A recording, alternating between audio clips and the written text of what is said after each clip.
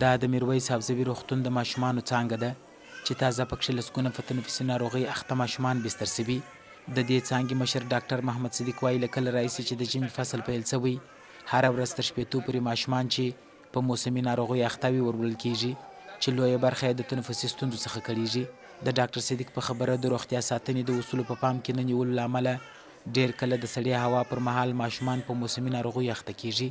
د سینه بغل ناجوړي چې دا ورځ په ورځ ډېرېږي. دا چې ولې ډېرېږي د هغه علت دا دی چې یو زموږ ستاسې دا وچه هوا ده، په دې کې ډېر زیات دوړې دي، په دې کې ډېر زیات د موټرانو ډېر دغه دی دودان دي. دا د دې باعث کېږي چې دا د تنفسي سیستم لاره تخریش کړي. کله چې هغه لاره تخریش شي بیا میکروب ډېر په اسانۍ سره ورې ورځي، ورې ځای نیسي، ورې واده کوي. د کندهار په میرویس روغتون کې د موسمي ناروغۍ له امله د بستر شوو ماشومانو د کورنۍ غړي وایي ماشومان یې د کمې پاملرنې او پر وخت د نه درملنې له امله په سینه بغل او نورو خطرناکو ناروغیو اخته شوي.